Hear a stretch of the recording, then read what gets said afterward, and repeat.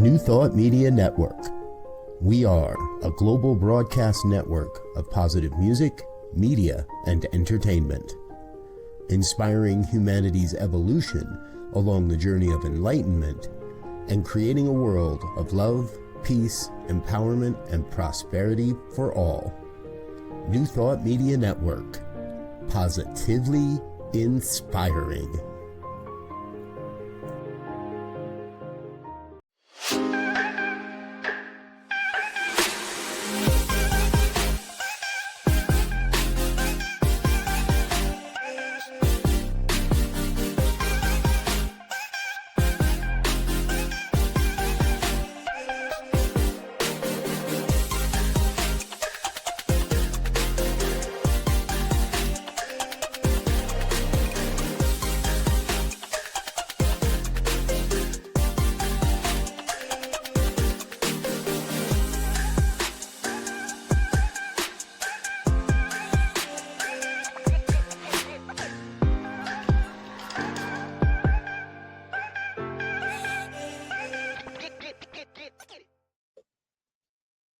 And hello again, dear ones. Dr. Robert with you here. What a wonderful day it is in the world, and it's time for that irregular program, only when it comes to timing, New Thought Conversations, an opportunity I get every so often to sit down with a New Thought luminary and chat about life and what's going on in the world. And we have something really special for you today, because one of my great mentors is with us. Reverend Dr. Lloyd Barrett is in the house. Now, Reverend Dr. Lloyd has been a pastor of a number of churches throughout the New Thought movement over the years. He's also an associate minister at Mile High Church while I was there, and happened to be the dean of the Holmes Institute while I was a student. And so I can't remember how many classes we've been in together. It's always a great thing. And today happens to be Dr. Lloyd's 87th birthday. So he's now retired and living it up in Las Vegas, and we've gotten him on the line and on the computer to share a bit of his wisdom and some stories and some poems with us today. So, Dr. Lloyd, welcome to the show.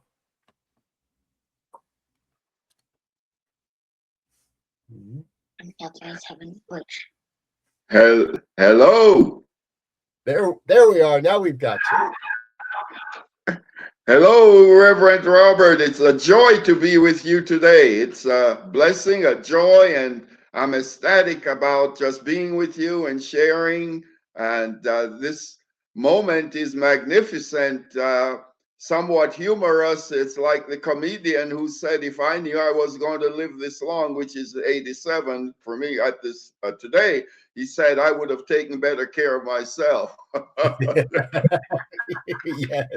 Now, we had the chance to be together back in September when we were visiting Las Vegas, and you were so gracious, invited myself and my wife and Reverend Elzia and his wife over for dinner. And I'll tell you, folks, Dr. Lloyd's still a really good cook. So if you ever get the chance, but we were sharing that day, and some of what we were sharing is what led to all of this today. So I'd like to kick this off. If you would give us a little bit of your background in history. How did you get started in religious science and with science of mind? How did it capture you, and where did it all get started? Well, thank you so much. Actually, in 1969, I was transferred to Los Angeles by a major brewery company. I had worked for them in the Midwest and was transferred there. I had never heard of Science of Mind, and one of the vice president of sales in Milwaukee gave me the name of someone that he had attended the University of Cincinnati with, and he said to me, call this lady and tell her I recommended the connection. This lady lived in the Baldwin Hills area, not too far from where then Ray Charles lives. And I must confess, I was sort of like a giddy 30-year-old. I called this lady, and she said, she was very formal. She said, young man, I know a church where there are about 500 young people on Wednesday nights. So Reverend Robert, I have to confess, I said, what are they giving away to get 500 young people on a Wednesday night? This is true. And anyway, fast forward, we agreed to meet, and my first attendance at Founders Church, which at that time was pastored by Reverend Dr. William Hornaday, whom Ernest Holmes trained, was the minister there. And I had never previous to that time, I had never attended a church where people were there in shorts, because growing up in Jamaica, even if it's 90 degrees, everyone come with a jacket and a tie. Mm-hmm. And that was my first time seeing people knitting before church started and in Bermuda shorts. But there were 2,000 people there. So I thought, wow, this is exciting. And I guess you would say I felt exhilarated.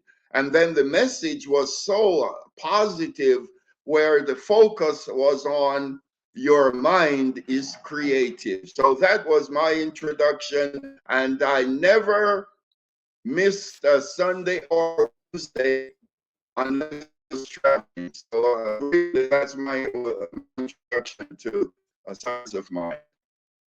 Wow. All right. Never missed a Sunday. I like that.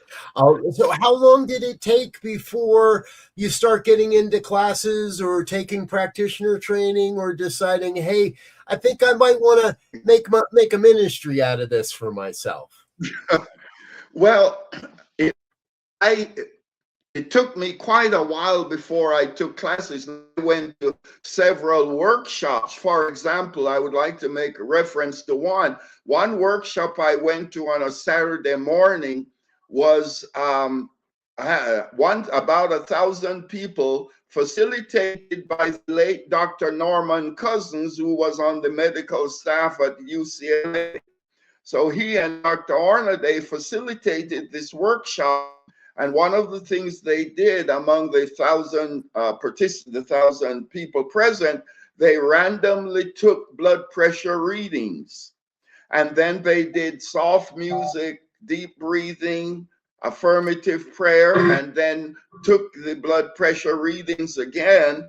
And I was amazed that in many instances, blood pressure readings went down anywhere from 10 to 20 points in less than 20 minutes or less than 30 minutes. And that intrigued me. Sure. And I kept going, but I really never took classes until 1980, when I was transferring from by that time I was a pharmaceutical salesman, and I started taking science of mind classes at the Long Beach church.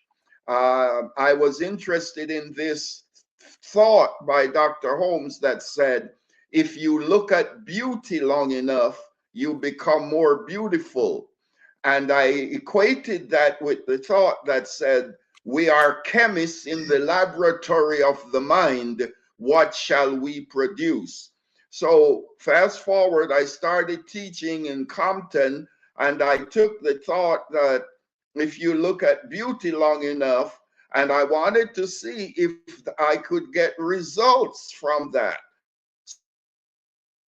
Took flowers from my garden to the classroom 2 or 3 times per week, put it on students' desks. Then I used beautiful music when they were coming in from recess or lunchtime or Monday morning. Then I put beautiful thoughts on the board and asked them to select a thought or a word per day. Again, if you look at beauty long enough, so I had beautiful music, beautiful thoughts, and beautiful flowers. And I wanted to see if that really worked. And I must say this, share this with you. It worked so well that on one occasion, the vice president of the school came in to see my classroom management skills. And apparently he was accustomed to seeing chaos. And after about 12 or 15 minutes observing me, he got up and literally shouted, "Barrett, are you tranquilizing my kids?" So there you have it.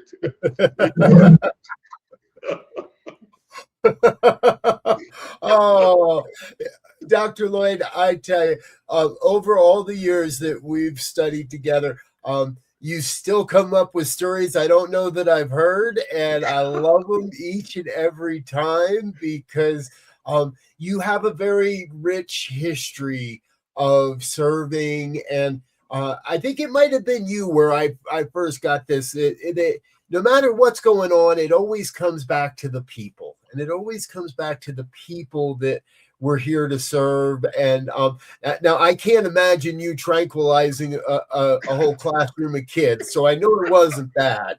I know it was the consciousness that you were bringing to everything. So thank you for sharing that. Folks, if you have a question or a comment, or you'd like to get involved in the conversation here, for those that are watching live, go ahead and chat something in the chat box. Let us know you're out there, where you're watching from, or if you've had a chance to study with Dr. Lloyd over the years, maybe you have a personal favorite story you'd like to hear again. We're going to get into a little bit of his poetry later on, but I want to keep going with some of the stories. So I think the one I'm gonna kind of dig for some things I maybe haven't heard. Okay. When you look back over your education in ministerial school, because ministerial school in my day is much different than it is today, and I know it's much different than when you were in school. So, of the classes and the people that you got to study with as you were becoming a minister, perhaps what's one of your favorite stories or remembrances from that time? Wow, that's quite a well, one of them that I remember distinctly, interestingly, has my namesake, but we were not related, Dr. Paul Barrett, who was teaching metaphysical Bible interpretation. And he had served, I believe, as an assistant to Dr. Wilson, or one of the leaders of Unity. And video presentations at the time, prior or in ministerial school, in my view, was pretty new. And I remember he had different students do presentations, and I was intrigued with metaphysical Bible primarily because I came from Jamaica, where my dad was elder in the Presbyterian church. My mother worshiped on Saturdays, but she would say, "Son, don't call me a Seventh-day Adventist, because I am not a true Seventh-day Adventist, because if my husband or my children are hungry, I'm going to cook." So I had that experience.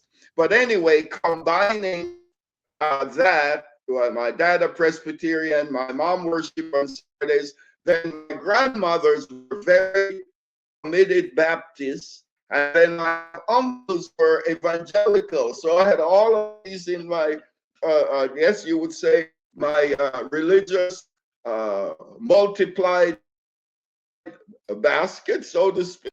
And so when I had an opportunity to hear the metaphysical interpretation of the Bible, that intrigued me. And my first presentation, when Dr. Paul Barrett listened, this might be a little egotistical, but I remember it distinctly. He said, "Oh, I am proud to be a Barrett." So, but I also like the idea of the metaphysical interpretation of the Bible, because I have used it or applied it even with people who came to me for counseling on business. For instance, if I might, Yes. in Colorado, a person came in once a month. We were doing consultation, affirmations to support his business. And Reverend Robert, on one occasion, he said to me, "Reverend Lloyd, I've got to tell you the truth. Those ideas you said you're getting from your meditations to share with me, they are woo-woo to me." So I said, "Well, I suggested to you that I am not a financial consultant. I consult the divine intelligence, the infinite mind. That's what I do in my meditations and so forth. So he said that woo-woo to me. A month later, Reverend Robert, he came in and he said, Reverend Lloyd, keep doing that woo-woo stuff. I said, well, why are you saying that? He said, I made more money in 30 days than I did in the last 6 months. So keep doing that woo-woo stuff.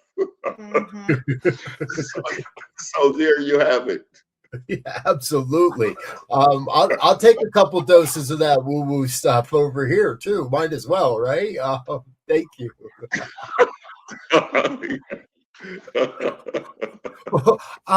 Now, before we get into more church stories, I want to shift just a little because over the past, maybe it's longer, but over the past year or so, I noticed that we're starting to see more of you on social media and posting on Facebook and stuff like that. And Yes. it seems to me like you've been celebrating. Now, today's your birthday, and today's the big Yes. celebration, but it seems to me you've been celebrating your birthday like this whole past week. So, what's been one of the favorite things or the most exciting things you've gotten to do to celebrate this birthday over the past week or so? Well, one of them has been a friend of mine and I went to Bellagio to look at the glass. She's interested in blowing glass, and then we had a chance to go to the garden and to look at the beautiful flowers. Again, think of, and I equated it, what if we could consistently remind ourselves that we have access to immense beauty? Not just, naturally we appreciate going to a botanical garden, but sometimes we forget that the mind and all its vast field of possibilities has creative energies for beauty. It's equivalent to Michelangelo saying, I saw an angel in the marble and I just chipped away until I set it free. So going to the garden or other places that tend to remind us of the immense creativity of nature, as the botanical garden did. And I'm hoping we could go back this afternoon because most of the garden was closed. We just got to see a little part of it. So that's one of the celebrations.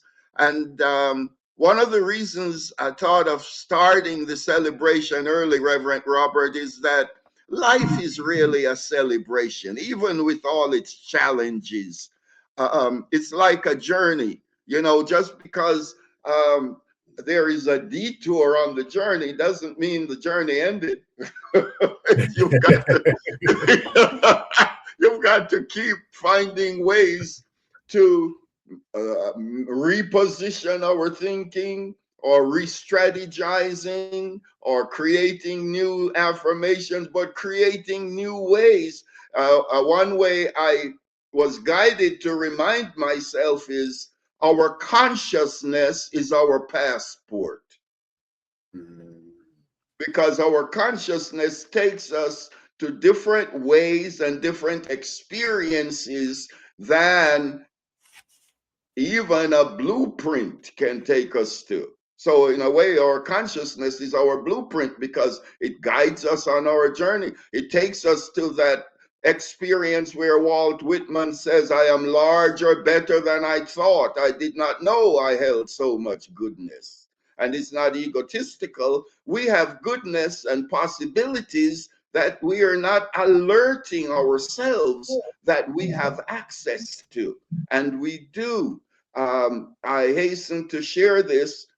I was sort of laughing at myself in this respect. On 3 occasions in Denver, doctors told me medically, there's nothing else we can do. And I sort of chuckled and said, that's okay. I'll go home and talk to the infinite. Nothing you can do. If it's true, and it is, we are chemists in the laboratory of the mind. That's not just the intellectual mind. We are chemists in the laboratory of divine mind, infinite. So when the doctor said, Mr. Barrett, there's nothing we can do, I never got upset at him. I said, no, that's okay. I'll go home and talk to God. talk to the infinite and find out what the matter is. And I am grateful and blessed to say I found out. Yeah. So there we are. Proved every one of them wrong. I love it.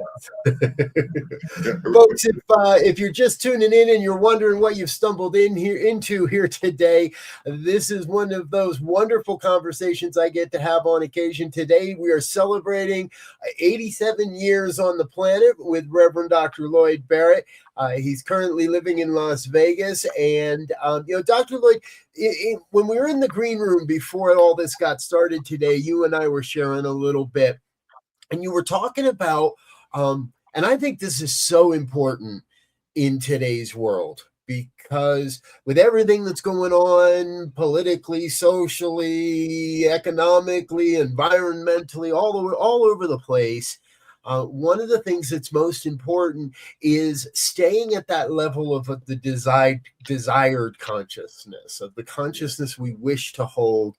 And so I would love if you would share some with the audience, some of your strategies to stay in that high consciousness, to be consistent with your practice, and to stay in that consciousness that, I'm just going to go talk to God about it. Okay, well, thank you, Reverend Robert. One thing that is essential, and that is for us to make an assessment in consciousness. Sometimes I refer to it as consciousness assessment. Many years ago at the Escondido Church, Shekinah and I did some classes. We called it a spiritual checkup. And what we did, we looked at various aspects of our lives, and we presented this to the congregation, or the community as it's referred to at this time. And the idea is, for example, to look at relationships. And we might ask ourselves question, how clear are we with everyone in this relationship? Do we have clarity? Do we have harmony? Are there issues that ought to be healed, clarified, or brought into greater focus? We look at our health, not only our physical health, but our emotional health. Are we monitoring who we are and what we are? Reverend Robert, this leads me to share an idea called Your Body Speaks. And how it came about was someone who at that time managed our thrift store church came in, and she had significant challenges with her back. And she was expecting me to do a prayer treatment and an affirmation, which I frequently did. However, on this occasion, I was guided to ask, have you written a thank you note to your back recently? She chuckled and she said, "Oh, Reverend Lloyd, come on." I said, well, wait a minute. If you have worked for someone for 65 years and they never told you thanks once, how happy and enthused would you be to keep working for that person? And she said, oh my God. So shortly after that, I was guided to write something called The Body Speaks. And the body in speaking says, I am the house of your spiritual temple, and I find the perfect place for your heart. Even when you ignore me, I love you. I am your body. I manufacture chemicals in your brain to enhance your self-worth. And I also protect your delicate organs from hurts. I am your body. Treasure me. Be aware of me. I am here for you because you are here for the infinite, for God. And as your body, I am here for your noblest expectations. And I am also here for your most magnificent dreams. I am your body and I speak. And so there you have it. It's the idea, Reverend Robert, that I find useful is to look at various aspects of our lives. And to support that, I recommend and I use what I call my MPM, my mind power moments. And that is not waiting until there is some kind of catastrophe to do affirmations. I literally recommend and do at minimum of 3 times a day. It might be just a very short statement with a deep breath. It could be, I am peaceful, powerful, and poised, for I know who I am, with a big smile. Mm. It could be, I am energized, enthused, infatuated, and infused with the power of a mighty mind. And it could be shorter than that. It could be using your name. I love the idea of using your name with positive thoughts, like Robert Brzezinski. Could be, I am renewed and I am blessed. And take a deep breath. It's like when I became a practitioner, I thought you had to write a long prayer in order for it to be effective. Like we used to say, you don't have to write an epistle to be an apostle.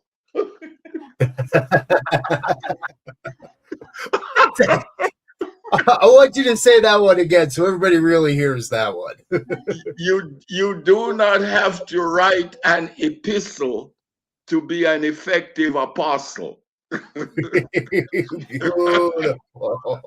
Oh, I love it. I love it. And you're hitting on something that I think is really important as well, Dr. Lloyd, because over my time in this movement, I've heard countless people say, "Oh yeah, I've done affirmations," and almost like, "Oh, that's beginner stuff," and I've even heard people be like, "Yeah, affirmations don't really work."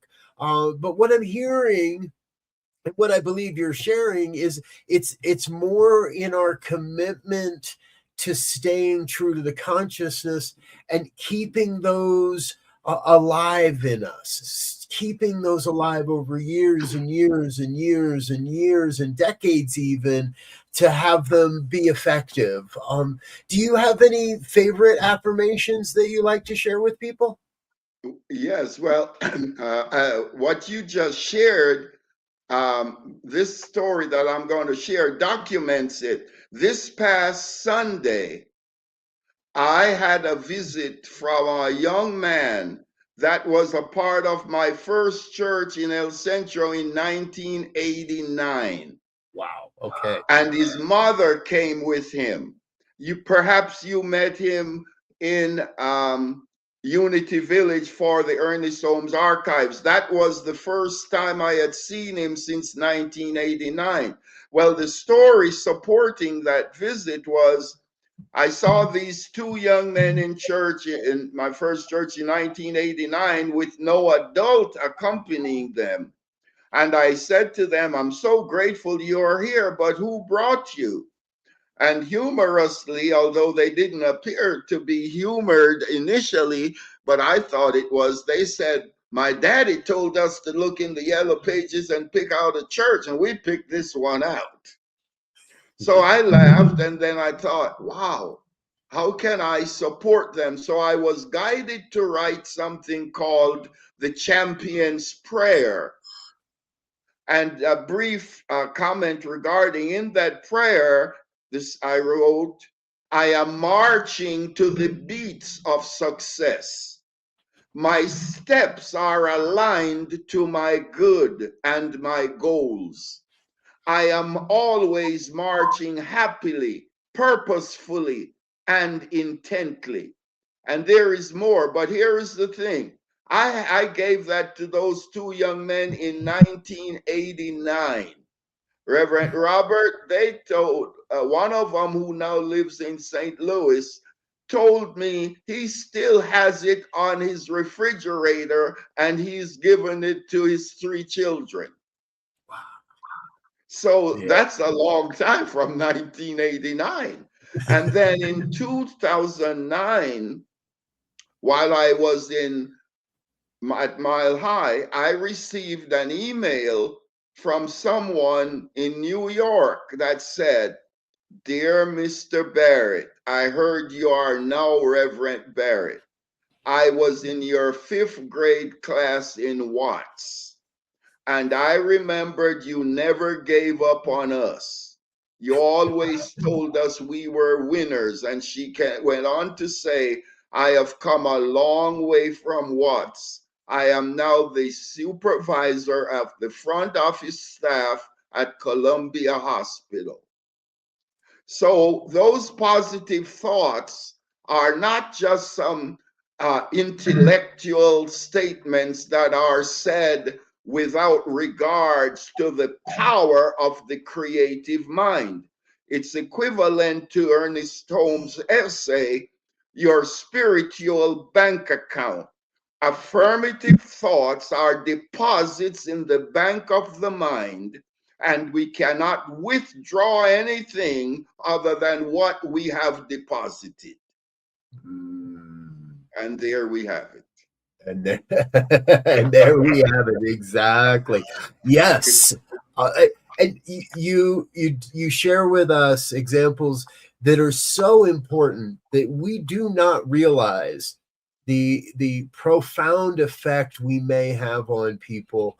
From someone in 5th grade who you gave them affirmations, and instead of tranquilizers, you gave them affirmations. That's a good thing. And all these years later, she's leading a major department, and we know that's still there for her. And you mentioned the Science of Mind archives. I want to fill everybody in on that. Last April, there was an event at Unity Village for the Science of Mind and Spirit archives, that their grand opening as they moved from here in Colorado to Missouri. And it was a great pleasure to have you there as a visiting dignitary, and you gave a great a synopsis talk and some prayers and all that kind of stuff.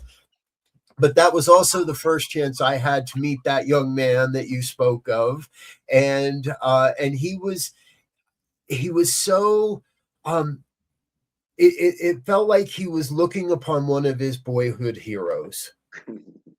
And you have had that effect on people throughout your ministry, and even before your ministry, your, let's call it official or ordained ministry. Maybe it sounds like you were doing ministry all the way back when you were selling beer and pharmaceuticals and such. So are there any other places or stories you'd like to share that really touch on that longevity of where you can see, wow, I didn't think that made a major difference, or I didn't think that was a big deal, but now I know that changed the course of someone's life? Yeah. Well, interestingly, Reverend Robert, one that comes to mind, when I arrived in Los Angeles, I was transferred from Indiana, where I worked for the brewery, in 10 states and Washington, D.C. So when I started going to Founders Church, I was in a singles complex in the Wilshire area. As a matter of fact, it was 515 South St. Andrews Place. Well, I was surprised when some of the residents said to me, "Where are you going on Wednesday nights?" So I told them, and I told them how I was enjoying it. So they said, "Well, why don't you come back on Wednesday nights and share with us what you're learning?"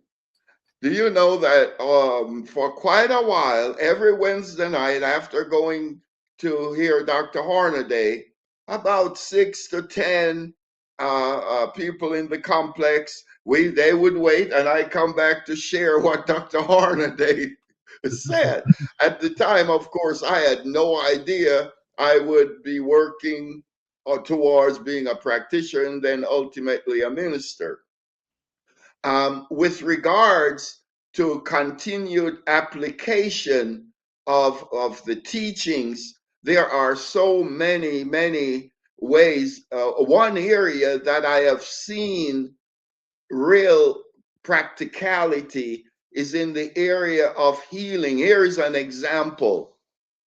When I arrived in my first church in El Centro, I was asked to visit someone in the hospital. And when I arrived at the hospital, the doctor said to me, Reverend, she's 97. She won't live to get out of the hospital. So I said to the doctor, hopefully graciously, I said, Doctor, I did not come here to do medical work. I came here to do prayer work. So I would like to at least do a couple of affirmations on her behalf. He said, well, wait in the lobby. The nurse will get you. I waited and the nurse came, and on the way to her bedside, the nurse said, don't forget, she has not spoken to anyone in 3 days. I arrived at the bedside and I had affirmations on 3x5 cards.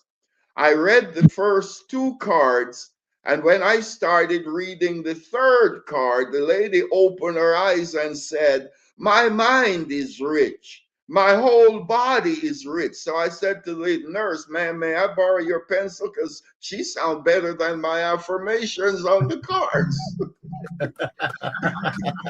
So fast forward, she was 97.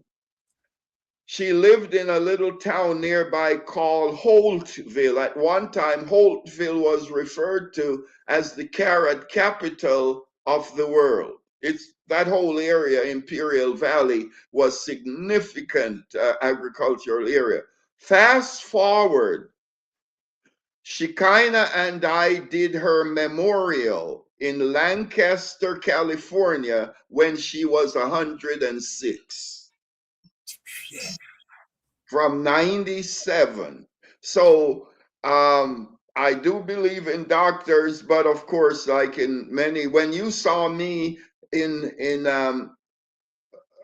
at the Mile High there on the Wednesday night in September, I was there to do a memorial that day, September 3rd, because in November or October of 2022, someone called me from Lutheran Hospital saying they were about to put their mother in hospice and needed my advice. And I said, well, you know, I don't do advice, I do prayers. So anyway, in our conversation, I shared the story that I just told about the 97 and then the lady who lived to be 106. And fast forward, I offered to that young man that I would do prayer work with his mother every evening for as long as he wanted. And the idea was, if we can put, or as we place positive, affirmative thoughts in the creative mind, while we are asleep, instead of worry, the creative mind, as Ernest Holmes says, take the direct impression of our thoughts and act upon it.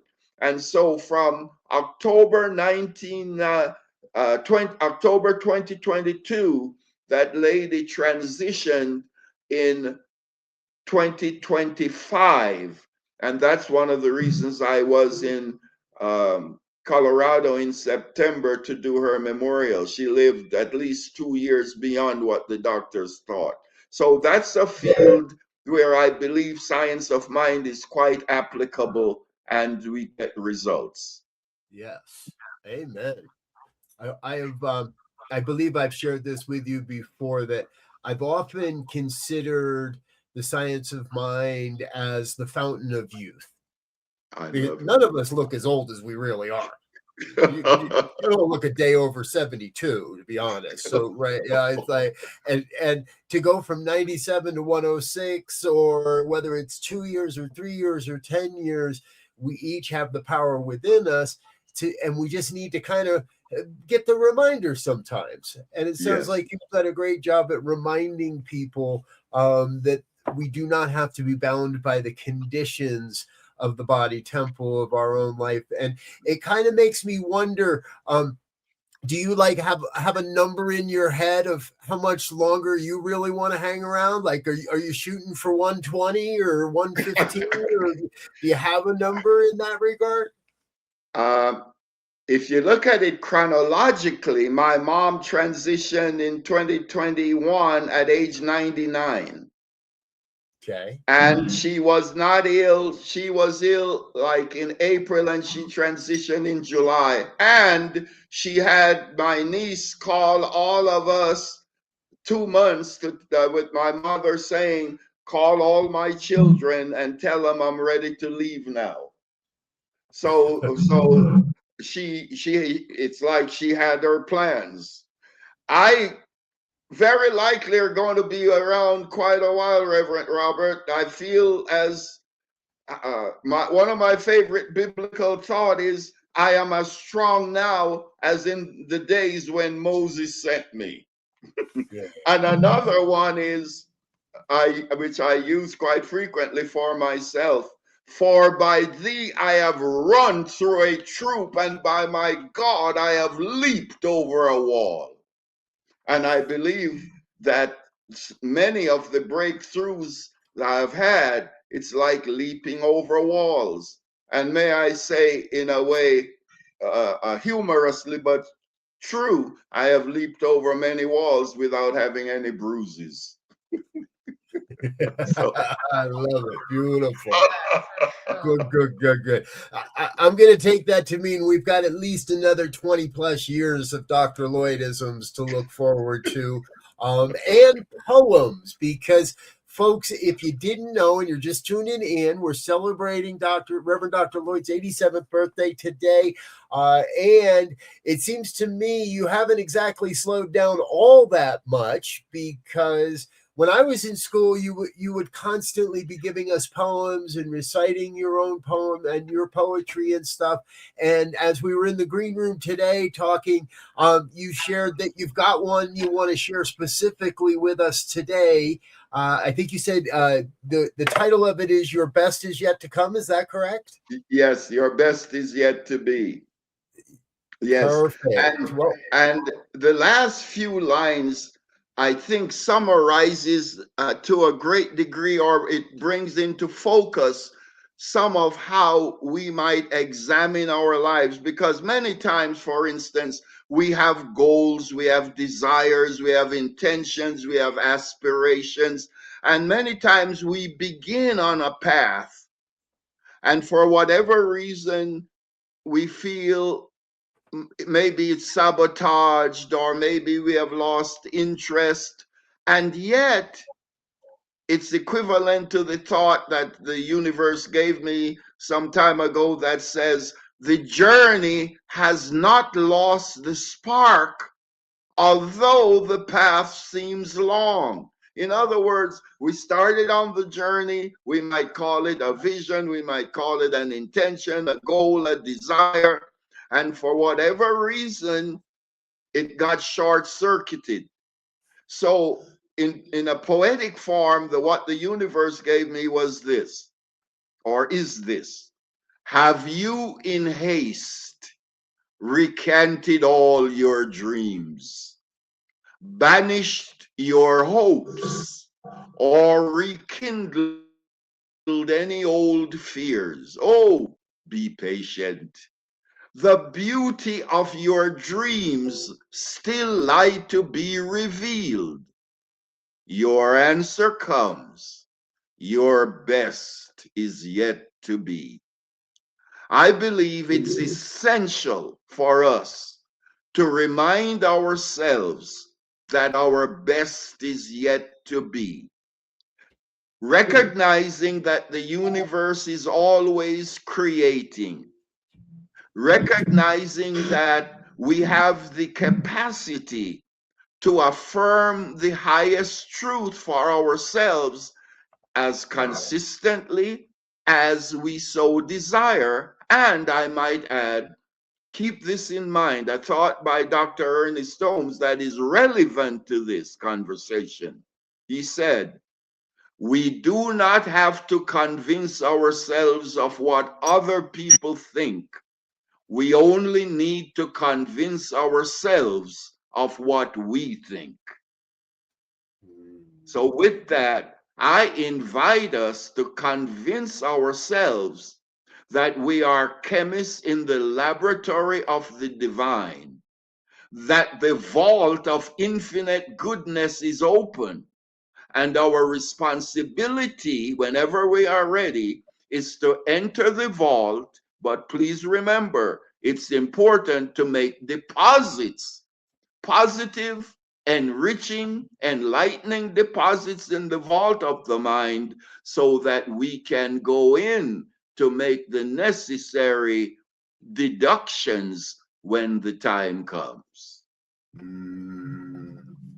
Oh, beautiful, beautiful, beautiful. Folks, if you aren't writing these things down, no worries, because the recording is going to live forever. And you can catch us on Dr. Lloyd's YouTube channel, as well as the New Thought Media Network channel.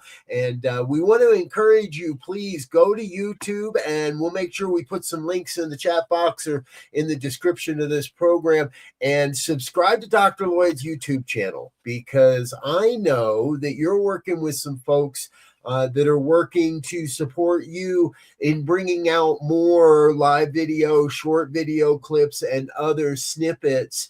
How does it feel to kind of be on the verge of a whole new form of ministry for you now, as you start to step into the world of YouTube?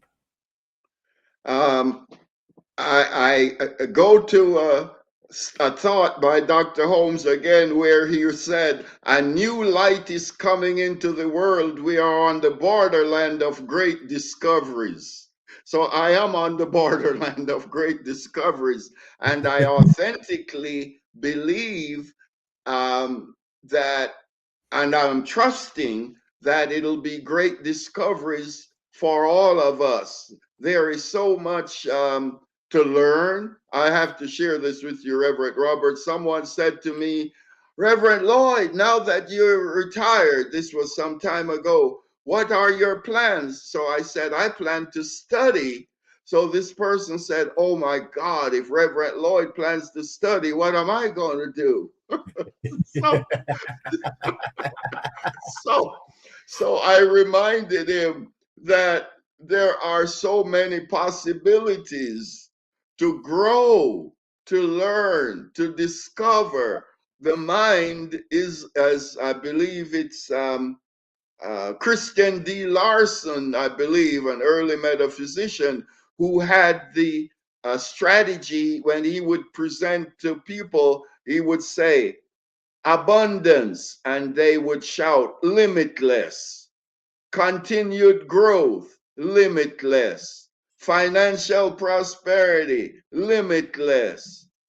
Happy, healthy, wholesome relationships, limitless. So that's what I want to remind myself and remind others, that we are limitless.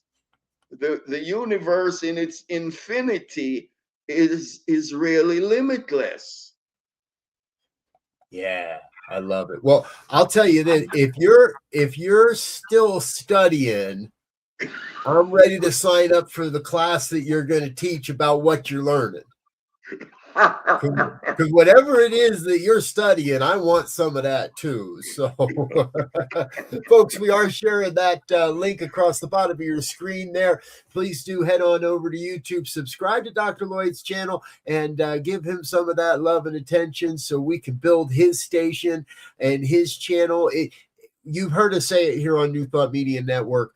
The more positive spiritual channels we have on that platform, the more people that are speaking the truth as they understand it in the New Thought world, the stronger the algorithms are to pick up all that we're laying down. So come pick up some of what Dr. Lloyd is laying down over on that channel. I love that you're still learning and you're still willing to step into these things and such. So now we're going to run out of time here soon, but before we do, I want to make sure people know a couple of other things. Number one, they're welcome to reach out to you directly at your through your email, lloydbarrett@gmail.com. And anybody that wants to reach out and say hello. And I guess the question I have is, are you still in a position where are you counseling with people? Are you still meeting with people over the phone or through Zoom? Are you still connecting with people in that way? Yes, I do. As a matter of fact, I have prayer partners, and people call me for prayer, for counseling. And yes, I am available. And I might point this out. When I think this is very relevant to our being together today. When I was, for my 65th birthday, which was in Colorado, I was guided to ask Shekinah not to provide me any physical gift, but to have a visioning session, which was facilitated by a wonderful practitioner and her husband there in Lakewood area. And from that, Reverend Robert, came my true spiritual purpose in the form of THIS, that my spiritual purpose was to teach, heal, inspire, support this. And I find that even without telling others of it, sometimes I am amazed that once you have given your intention to the universe finds you for you to activate and to be functional in a positive, enriching, enlightened, and yet harmonious way to fulfill the mission. And it is a joy for my 87th birthday to have this interview that you so graciously are doing, and to activate and to rededicate myself to THIS, teach, heal, inspire, and support. And do I have time to share a poem that I think capsules that? Oh, yes, absolutely. It's called Victory. Once you have tasted victory, you will want to drink again. You will want to leap beyond the mark, and you will want to feel the spark. Once you have tasted victory, you will never wince again. Great power will bloom within your heart. Amazing messages you will impart. Ah, you have tasted victory. Yes, you have felt the spark. Ah, once you have tasted victory, all good you must impart. Victory. Wow. Yes, yes, yes, yes. Beautiful. Thank you, thank you, thank you, Dr. Lloyd. So, folks, don't run away just yet because we're not quite done. But we do want to let you know that if you'd like to connect with Dr. Lloyd in a social setting, he is going to be in Dallas, Texas, at the Center for Spiritual Living Dallas in April, the 24th and 25th. Now, this is Reverend Marquita Pierre's installation as the new senior minister there at the Center for Spiritual Living Dallas. The longtime senior minister, Reverend Dr. Petra Weldes, has officially retired. She spent her last Sunday in the pulpit not long ago, and they've been going through a transition with Reverend Marquita coming in there and being a part of that community. And so again, her installation, there's going to be, I don't know if it's an invite only party or not, but there's going to be a big event on the 24th of April, and you'll be in attendance, not speaking, but in attendance. And then also there on Sunday. So might be a chance to catch a quick coffee or buy Dr. Lloyd a lunch or something like that. But if you'd like to meet him, shake his hand and hear that rich voice in person, you're welcome to join the Center for Spiritual Living Dallas for that. And remember, again, let's put that email back up again. I want to leave it there. Yeah, you can email him, lloydbarrett@gmail.com. And if you're in the Vegas area, you know, email ahead. I'm wondering, Dr. Lloyd, before we go, and one last thing that just jumped into my head. You've been there now long enough. Like, what's the inside scoop? What's the inside scoop? If you're going to Vegas, what can't you miss? Wow. Well, what the interesting thing, many people come to Vegas and they forget that there are quiet neighborhoods where they can look at the mountains, you know what I'm saying, and enjoy. Nowadays, for instance, when we moved here in 2013, someone called and said, I'm coming to Vegas for a retreat just to be quiet. Sometimes people think it always has to be everything on the strip. That's quite okay if you so desire. But there is like the beautiful Bellagio Gardens. There are mountains to see. There is a park where I don't know the name of the park, but I have pictures where I went to see peacocks. And of course you have all the shows on the strip and all. So it all depends on.